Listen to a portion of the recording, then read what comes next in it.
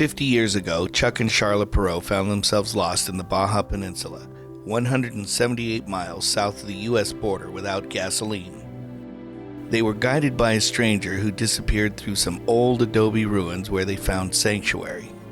In the pinkish light of dawn, Charla wandered over the property, praying for a solution to their problems. There was an eerie beauty about these long-forgotten structures set against the distant red mountains. She looked at the mountains, and a verse came to mind. I lift mine eyes unto the hills, from whence cometh my help. Until that morning, she knew little about visions. As she walked in front of the abandoned motel that was once used as a brothel, she heard the sounds of children laughing. How could this be? The building was empty, but it came again. She walked to the other side. Then the red saltweed and sparse wild grass seemed to disappear, and in its place came a waving field of grain. Another verse came to mind. Lo, the fields are white unto harvest, but the laborers are few. Was this place meant to be a home for needy children? Could it be that one day this place would be the center for a revival?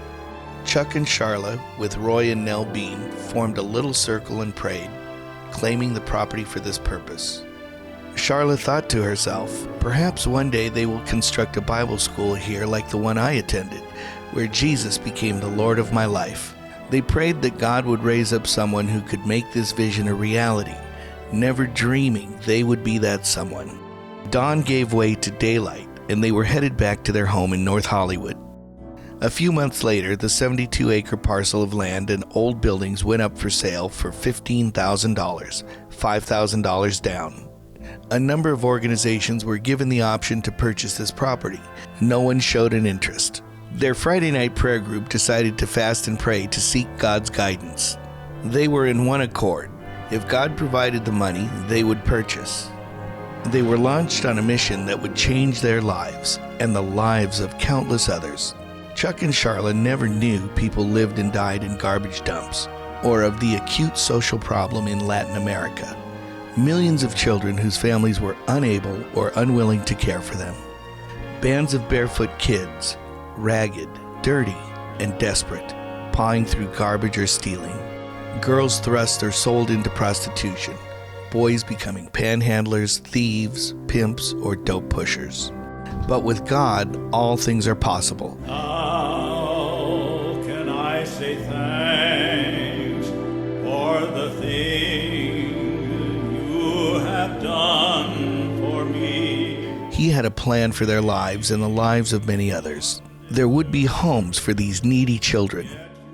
Our splendid facilities stand as a wonderful testimony to His faithfulness. The voices of a million angels, built by volunteers and supported by widows' mites. All that I am and ever hope to be,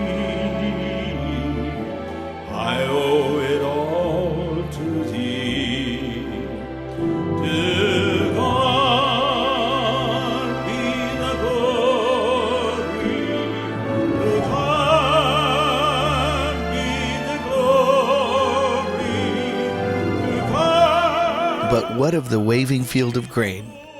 Revival has come. For the things He has done. We are committed to an intense program of evangelism, discipleship, and mercy ministry in the name of our Lord Jesus. With His power He has raised me. We offer food, clothing, basic medical care, and education assistance. For the things Our doctors and nurses rarely have a spare minute.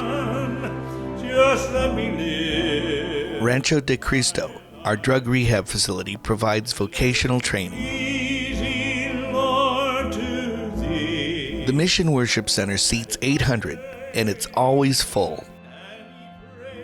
Across from our beautiful children's home in Oaxaca is a prison where we minister. The Bible Institute, envisioned on the Perot's first visit 50 years ago, is sending graduates to the remote regions of Oaxaca, reaching the unreached. Look at the great things God has done. To God be the glory, and the praise and the honor, with all thanksgiving. For the things he has done. And the torch has been passed to Mario Cordoba, Janelle Keller, Jill Adams, and Eunice Lopez, who will carry on this great legacy.